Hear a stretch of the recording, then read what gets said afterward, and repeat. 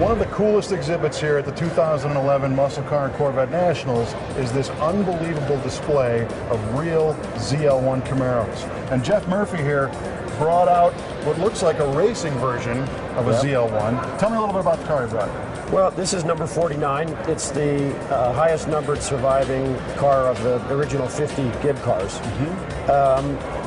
It was tubbed and beat up pretty heavily as a race car. When I bought it, it had been restored, but restored badly, so we started over from scratch and put it through a pretty intensive restoration. Partway through, Brian Henderson of Supercar Workshop, who did the restoration with me, and I had got into a discussion about the fact that the cars really are very plain. All of them have been restored back to showroom, and there's only a few left that look like race cars. So we took the decision to put it in race form, bolt-ons only, so we could go back to showroom condition in a long weekend of hard work. And we think the outcome's pretty good in the sense that the car's got a little different eyeball to it than most of them. So give us a little bit of the background of the ZL1, because this is basically a race car. Correct. I mean, they were ordered using the fleet order process known as a COPO, which stands for Central Office Production Order. Pretty much all the same way, with the aluminum 427 motor that had found some success in Can-Am racing.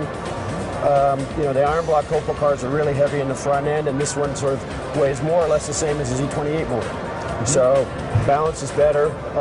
Fred ordered them in 4 blocks of colors, and you could either get it with an M21 or an M22 4-speed or a sort of specially done up turbo hydro 400 auto, which is the way my car is. Okay.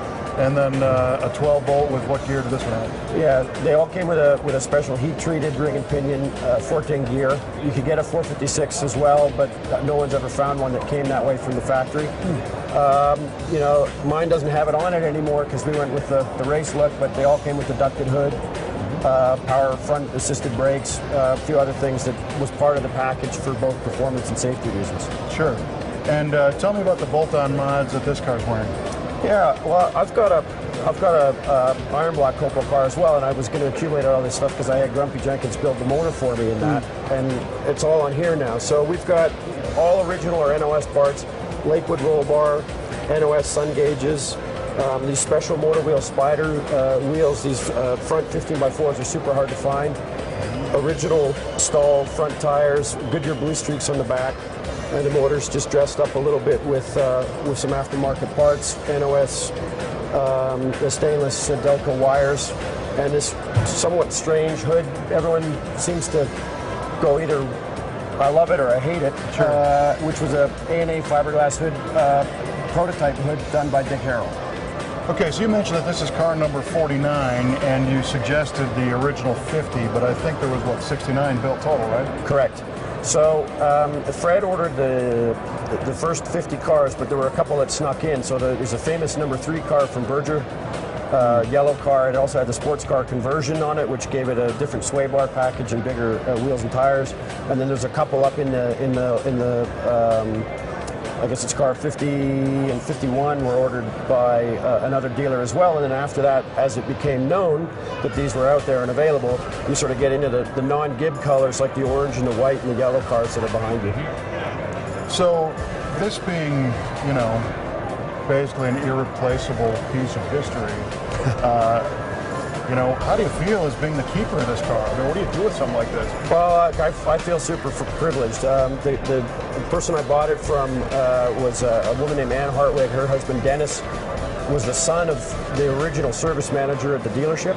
Wow. So he was there on that sort of cold New Year's Eve night when the first 2 cars were delivered. He searched that car out for a very long time.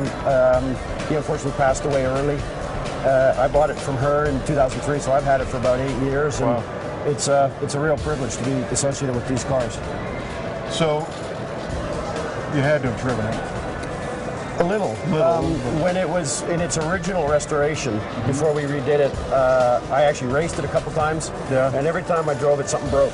So given what you just said about it being irreplaceable, we decided that we kind of had to stop that.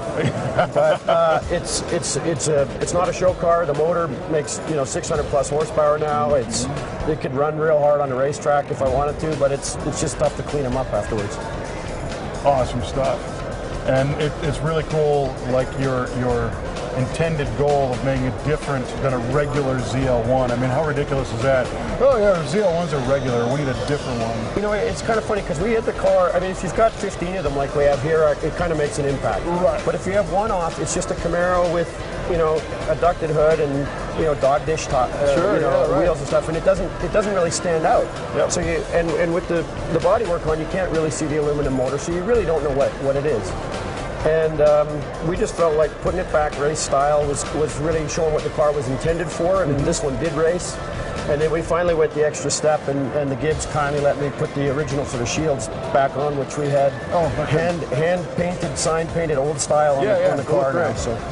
So give me your thoughts on this assemblage. It's my understanding that there's never been this many of these cars together since new. Yeah, and maybe not even then. I don't think Fred had them all at once at the dealership. So I think the most I'd ever seen in one place before was about 5. Apparently there was a show probably 10, 12 years ago now that they had 10.